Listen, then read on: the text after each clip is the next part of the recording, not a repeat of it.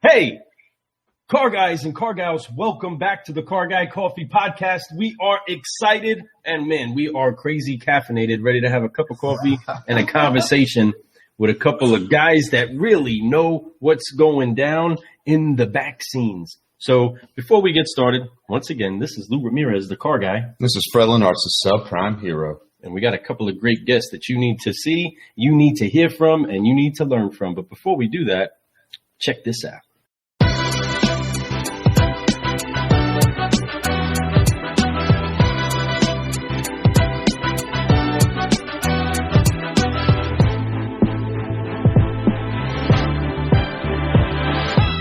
So same thing for you. Obviously, it was the same driven, but you weren't coming from a car world where you love cars like he did. What made you say, I want to do this with Chris? No, good question. So first, I can't resist. I need to tell you that he's such a big used car guy. His first car was a DeLorean. I was hoping you'd ask him, but yeah, absolutely. He bought it wrecked and then Craigslist and put it together with his dad. So that's how much of a used car nut he is, or a car nut he is. So cool. That is really, really cool. That's like probably one of the coolest first cars that anybody. There's probably no one else who can match that. What was your first car? DeLorean. No, so I didn't have a DeLorean. My first car was a little Audi A3, and I used it to drive long distances and wasn't very emotional about it. Now, when I came to the US, I wanted to start a business in the tech space. So I was really into getting into the space, understanding Silicon Valley and being part of it. And I felt Stanford Business School might be an opportunity. I was very, very lucky to get in. And so, this is, I know you guys, you think that we're super smart. We're primarily lucky and also a little bit smart, maybe. But in order to be successful in business, you actually need to be street smart.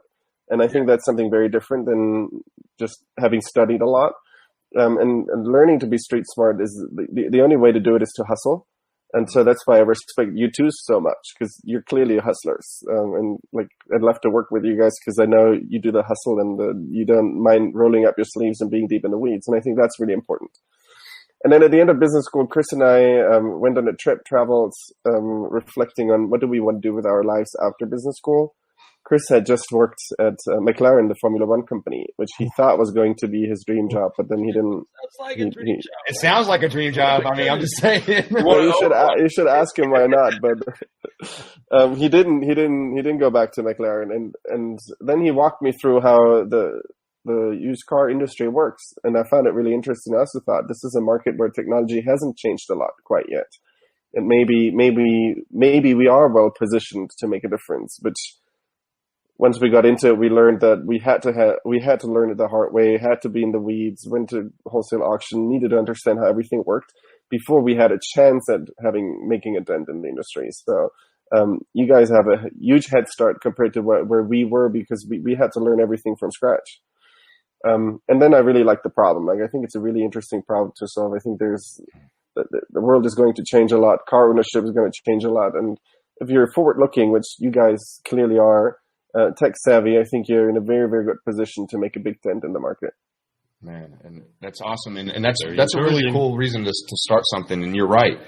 The used car market, the technology, the stuff that people are doing is old school. It's been around and they haven't changed much at all. It's very, very small changes. And DealerTrack just changed the way that it does it. DealerTrack. It's been the same way ever since I've been in the car business. Yeah.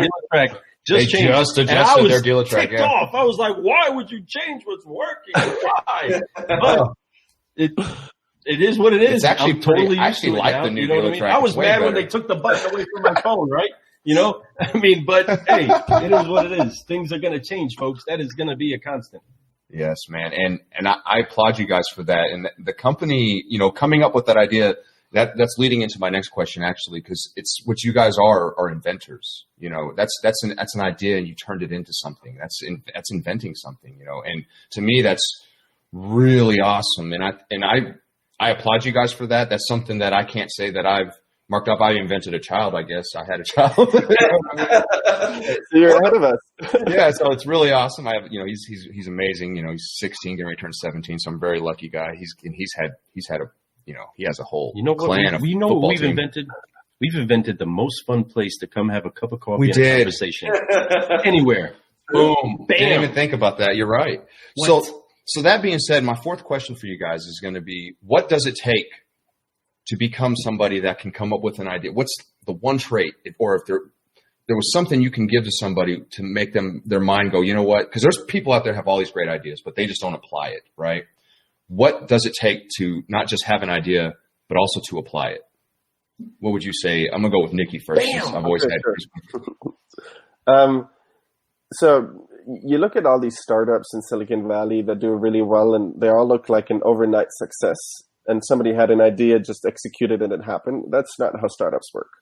This is not how businesses work. In reality, businesses work with a number of failures and iterations around an idea, and then if you're working on it long enough, you stumble into something that happens to work. Oh. And so, to answer your questions, I think you need to be tenacious, and you need to be willing to iterate, and you need to be willing to just make a step forward and get going in order to have a chance at finding something that works. Does that make sense? 100%. Yes. You can't be scared of failure. You have to look at failure as just the next step to being successful. Because everybody, like you said, there's tons. Anybody who's successful has more failures than people who have. And I mean, it's unbelievable what they've gone through. And if you read any stories, as I've been reading lately, as I talked about earlier, I read a lot of stories about people and what they've done, and doing these interviews and hearing their, what they've been through. They had a lot of failures, but those failures never stopped them. And I think that's a huge key, is not to stop because you fail. It's to be excited because you failed. Hey, wow, I just learned something here, and this is why this didn't work. All I have to do is adjust or maybe just completely wipe the drawing board and start all over. Whatever it is, because you went through those failures. And it applies to us on the sales floor. Like when I was a salesman, when I first started on the floor, I had to go through failures before I can really be good at it. I couldn't just go in. I wasn't like first guy I talked to, boom, boom, boom, boom, boom. And they said they did everything, they laid down for me. They bought the car. I stumbled. My words were, not right. I probably guaranteed him stuff I probably shouldn't have. There were so many things because, you're just trying to people please when you first start. But then you start to learn that there's a certain way, there's a process if you do your steps. And so I learned, and I made a lot of mistakes, and I still do. But I look forward to the mistakes because I know that as I make them, I'm going to get better. I'm going to hear back, fix it, and make it better for me. So, yeah, absolutely. There's Phil Knight, the founder of Nike, has this really, really good quote. He says, "The only time you must not fail is the last time you try." I love it, man. I think it's true. Phil Knight is all over it. 1,000% true, because generally we would point to the person that says, I have a no failure record. I would look at them and say, you're not trying anything. You're not even trying then. You cannot be applying yourself to going to new levels if you don't fail, right? My son doesn't beat himself up if he doesn't push up that heavier weight, right? If he doesn't hit a new max, he's not losing all mad and all messed up. He's doing what it takes to then get to the next level, but he'll take on that failure by just trying on that heavier weight, right? And that's how we grow, is we get ourselves to a point of being uncomfortable with what it is and trying to find a way to stretch ourselves to what we believe it could be. And if we fail at getting there, well, we don't give up on the goal. We just learned one more way that it doesn't come together. And that's part of the education process, right? So, I mean, I applaud you all for doing what it is that you do, and we're going to go ahead and pull this all together to get in here for this fifth question. No, we still got Chris. You got to get that Chris. He's skipping on Chris. Chris, I have another good quote. Can I give you another good quote? Please do. One of my favorite. The greatest danger for most of us is not that our aim is too high and we miss it, but that it's too low and we reach it. That's so deep right there, but so true, man. I love quotes. I'm a big quote guy. I do me too. Every week I do on Saturdays I do this thing called a whiteboard quote of the week, and I always write a quote up that has something to do with what's going on in the world, maybe just in my world, but it inspires me, and I try to inspire other people, because quotes, man, they really, when you read them, even though it's something that we know, it's just sometimes just reading the right quote said the right way makes you go, dang it, I need to do it. Yes. And it'll pump me up for the day or for the week or for however long I need it to. Agreed. I love quotes. So, Chris, Mr. Coleman, what does it take to make something that's an idea to apply it and make it happen? I always joke that the best way to start something is to just start something. And so I think a lot of people overthink getting started. And so like you always second guess, should I do this? Should I not do this?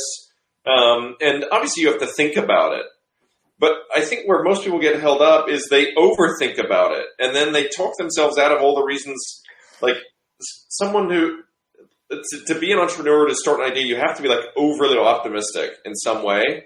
Otherwise, your odds of this like career as a whole working out are actually not very good, right? And so instead, you think, well, maybe I can just bend the odds in my favor. And you have to have that same mentality about getting started. And so, like with anything, you don't know anything until you get started. You can think about it all you want, but they're just theories. And so, I think the best way to actually do something is put pen to paper. Figure out what the actual landscape is, start making progress as quickly as you can, and then take moments to step back and think about it as you've got evidence, rather than being overly cerebral about everything all at once. Now, obviously, like, don't take your life savings and invest it in some idea you came up with in the shower and quit your job. Like, there's a balance to this too, but like, don't talk yourself out of it.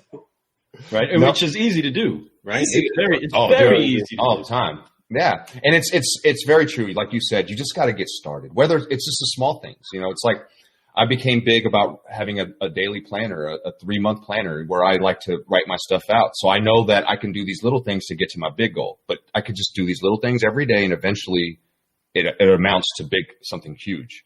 So it's just that first step. If you don't take that first step, you're never going to go. So just take it. Even if it's just learn about the subject. It's whether you're like, there's a lot of people I know in my world that don't know anything about investing money. It blows my mind.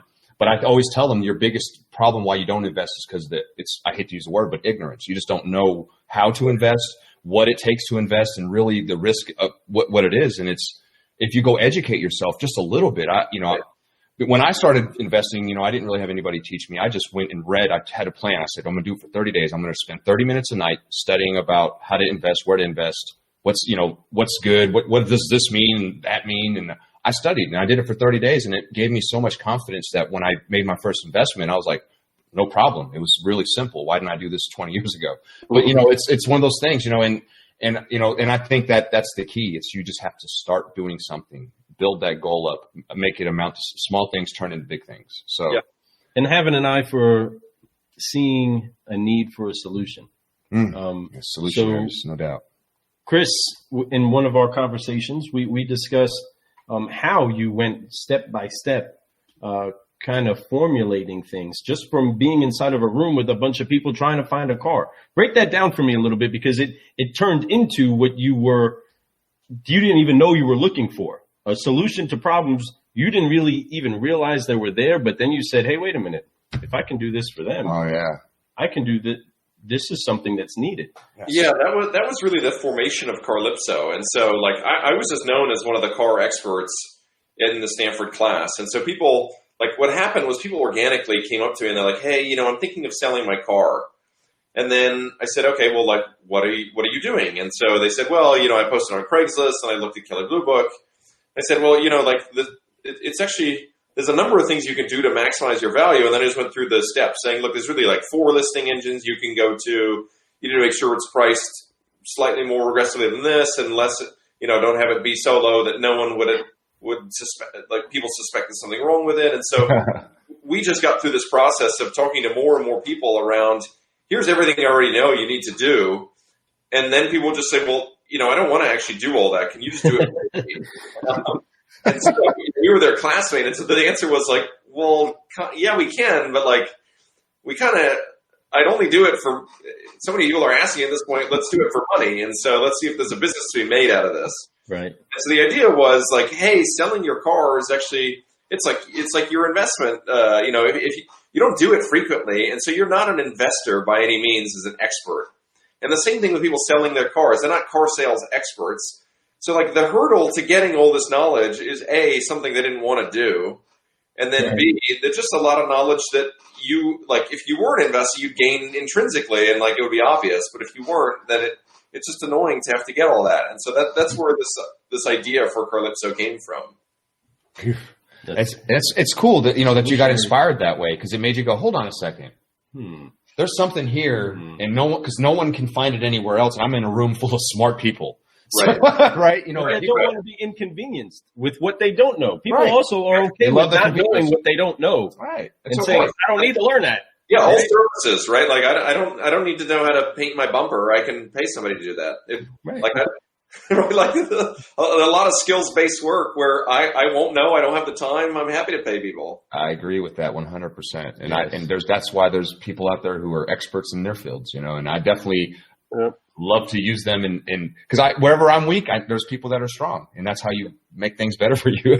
So I mean, I will absolutely be a master in my field of this business, but I will not be able to get underneath that hood and be the master of what has to happen. I will pull somebody that is a master mechanic and say, what is this doing? You know what I mean? They're mad about it. And we're good at these numbers, but I need that to stop doing that. You know what I mean? So, I mean, it all balances itself out if we all enjoy our role, and then also just listen to the experts. Henry Ford was big about saying, I do not know all of the answers, but I know how to pick up that phone right there and call the person that does. And that's a key piece of being able to be successful, is knowing what you don't know, knowing that I don't know what I don't know, and that's okay. Chris knows. Nicky knows. Right. I'm going to give them a call. That's right. You know what I mean? And find out what it is that I don't know. It's not about what you know. It's about who you Unlikely, but you can give me a call. It's funny, though, because a lot of the things you learn are almost serendipitous, right? They're just by there's this muscle memory you develop, and you're not actively learning in it. So, like, our newest business really came out of I can't wait to hear about came out of understanding, like, we saw people who couldn't get loans through us because we only serve prime credit. And so we saw a lot of subprime individuals, and I would really segment them in two categories: who are the sort of behavioral subprime, who just never had good financial education, so they don't understand everything that's going on.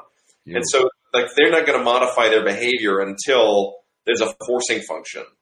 And then there's what I'll call situationally bad credit, where people have bad credit for circumstances that could happen to any of us, whether they're medical bills, divorce, investments that should have been good went wrong. And so all these things can happen, and then people get a car loan, and we notice that, hey, to these people that are paying, interest that's 20 to 29%, that's based on a loan that they got 2 or 3 years ago, and now they're actually good credit. Like, isn't there an opportunity for these people to be in a better financial product at this time? And why have they not been reevaluating this as time goes on? And so that's really how we thought about, is there a way to reward and keep up this good behavior for people who are getting themselves out of that situation? And they don't have to be in that same loan for the entirety of the 5 or 6 years that they originally signed up for, but rather there's a way to get better loans, and we want to make it super easy for people to do that. I love that, man. And you're a solutionary. You're a human being that's just trying to help people. And I can't wait to talk about this during the Fresh News some more, because this is so exciting, because we kind of dabbled on that a little bit, about a month ago, but I'm definitely really excited about talking about that some more, because that is, to me, huge. Big. Gigantic, huge. And I hope that just puts waves all over the car world, man. And that's something that's actually happening to so many dealers right now. So many dealers have developed an avatar of what they want their customer to look like. And things change, COVID-19, right? Things adjust inside of our world. And you can take that pristine buyer that's now inside of a different class, and they're not an automatic approval with those banks anymore. You know what I mean? They've been out of work for 3 months. All kinds of things happen.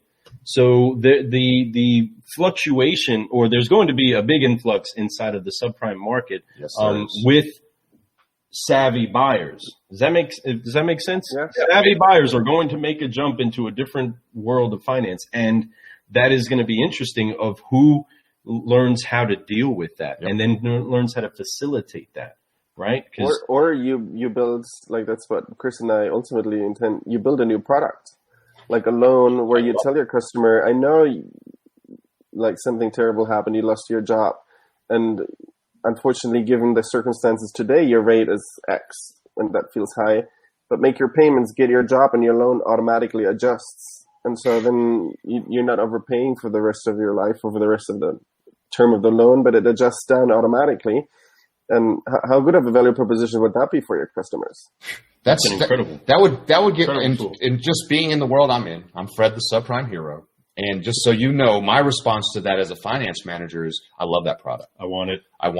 That's exactly what I want it now, because Sign up.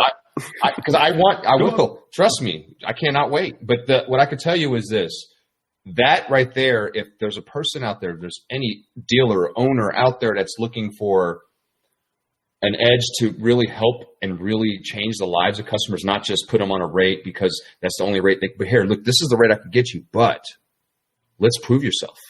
You know, we use this a lot as we talk about this with customers. Hey, man, make payments for 2 years, come back, trade out. You know, you should be able to qualify for a better rate so you can get that nice. But now they can see it happen during the loan. And I think that's going to be huge. As Trump would say, huge.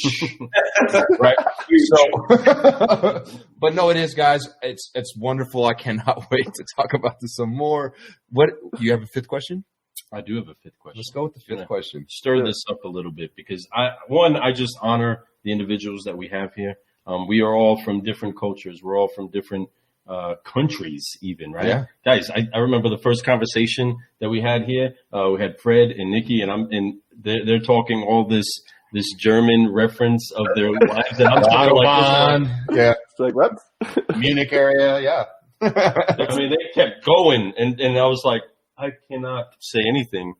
Does your audience even know that Fred speaks almost fluent German? I wish I spoke almost fluent German. It would be a fun change up to the show real quick if we started off with just you guys just talking in German and everybody be like, what do we do? What did we do? Did we, what do we change? Is there captions? That'd be awesome. But anyway, with that though, again, culture has brought us together. This incredible melting pot that we're in somehow or another gets us to be here digitally, right? We've never shook hands. We never high-fived. We never met. We're not even really doing that with our customers right now. We don't shake, high-five, do any of that stuff. But we have connected here in the digital land to solve problems for the customers that we see, don't see, meet, don't meet. And we're now finding different ways to bring that commodity, but bring that satisfaction of a full completed transaction to them. And you guys are solving problems on your side, and we're solving problems on our side. And there's many people in the middle there. But there are things that, again, I honor about you all. In previous conversations, I heard the story of the opportunities that you all have had to get where it is that you are. And you've approached those opportunities with great honor, with, hey, I appreciate me being set up for this. These are opportunities that not everybody gets to have. Being able to play a sport at this level is not an opportunity everybody gets to have. At the same time, I know that there's more. I know that there's better. Being able to have this job is a great opportunity, and I'll treat it with great honor. But I know that there's more. There's not just more in this, and nobody owes me anymore, but there's more potential in me to go get more.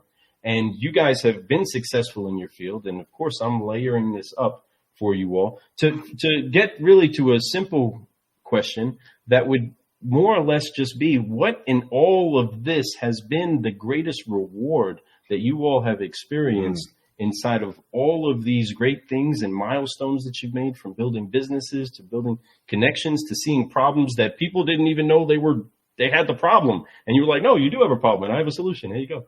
What has been the greatest reward for you all inside of so far your career? And there's many years left. We have many moons to experience, right? But so far, what would be the biggest trophy on your wall that may not have a trophy for it? It might be more just an at-heart thing. I guess we'll go ahead and kick this up to Nicky. And then Nicky, hear this guy? Brown. It's actually incredibly similar to all the things you've said. It's helping people. It's helping customers buy a car that they otherwise wouldn't have bought or couldn't have afforded, and we made it happen. And just helping them find a means for transportation to then progress in their personal lives. that's number one. Number two, that's a little bit more particular to me because I happen to run a big team. Like the chance to be working with a lot of people and making a difference to their lives was incredibly rewarding too. And I look forward to that opportunity again when we start in our next company and hire a good team. Just being a father figure for them and helping them learn, and then also learning from them. Like it's clearly, you hire experts for expert roles, and I'm more of a generalist. I'm not particularly good at one thing.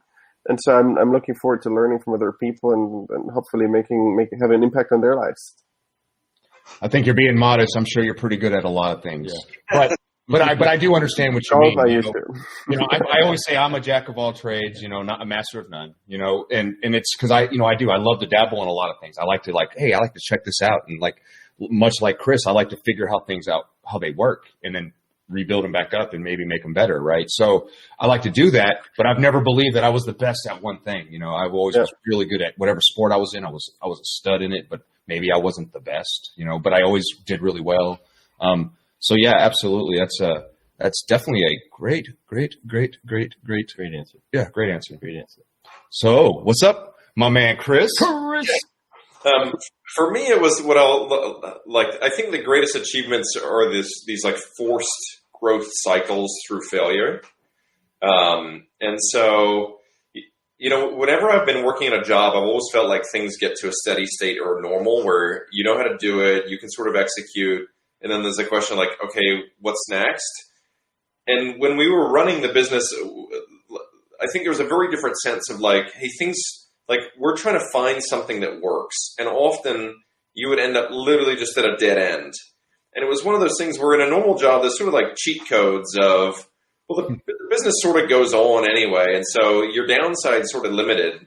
But having all the pressure on you is actually really nice in some ways, because it forces you to have to find a solution, and that's when you actually learn, and that's when you actually grow, and that's when you fully ingest everything that's happening.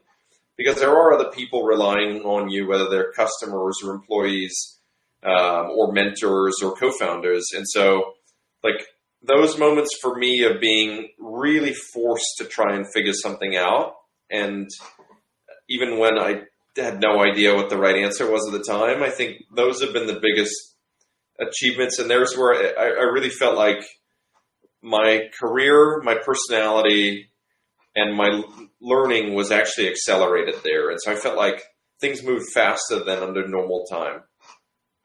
It's true. And they, like they say, pressure makes diamonds, yes. And a lot of times that's what it takes. For me, I realized that when I was young, that when I get pressured, I do better. When I'm nervous for some reason, I click, boop, I'm good. I'm ready to go. That's, being an athlete or whatever I do, being a car salesman, going out and shaking a hand really quick with somebody I've never met, all that pressure, it turns it into a diamond for me, and that's what it does for you. And that's so key. And that's a great point. And I love that you have that viewpoint on that. With that, you guys see, and I'm talking to the audience, talking to everybody out there, and you heard Nicky hit on it earlier that he got into Stanford and almost didn't, right? You guys almost didn't get in. And you, competitive. Many people would get to the point of saying, and I'm sure that the night before, or prepping yourself to try to get in, the application process, all of that stuff, right? I'm going through that with kids right now, getting into school and all that fun stuff and all the things that go into that. And there's that nail biter moment, oh, I got the letter, or, oh, it might be time. Yeah. But it's like you're waiting for that one reward at the moment, you made it, you're in, we can do this, boom. And then now I got to do it. now the heat is on. Now the pressure is on. I got what I was asking for. Yeah. What I was asking for in most cases was an opportunity to take something further. You know what I mean? To go to the next level. And that's something that, again, I admire in anybody that's pursued and created and then followed through with something of value for people. And that's something that all of you all that are listening know. If you're ever aspiring to go to the next level, and we've been speaking about it a lot recently, understand that next level is going to come with new challenges. The person, in the military sense, the person that runs a squad has so much responsibility, but the person that's promoted, that's running the platoon, has dozens more responsibilities. Yeah. Then a company has hundreds of responsibilities. That person that goes up in rank isn't just not doing work. They're getting paid a little more and they have a little more responsibility because they have more responsibility, right? When you get that reward, when you get that promotion, when you get that entry into the school, when you get into that program, make sure that you honor it and take it with a full-fledged effort to say, hey, I'm going to find out how good I can get out of this, and I am not going to be afraid to fail at reaching heights that have not been reached yet by my predecessors. And you guys are doing that. You guys are solutionaries. We definitely honor that. We're so thankful for it. This has been a really good great man. 5-liner. Man, it was an amazing 5-liner. I can't wait to get to this fresh news, folks. Our next segment, people listening right now, this is fresh news that we're getting ready to talk about. This is new to me. I can't wait to hear more about it. They have made some changes in their lives. So when we get back from this break, I'm going to get you some news. So That's car right. guys and car gals, this is Lou Ramirez, the car guy. This is Frelin Arts, the subprime hero. And we are Brewin Solutions with Chris and Nicky. And we will be right back.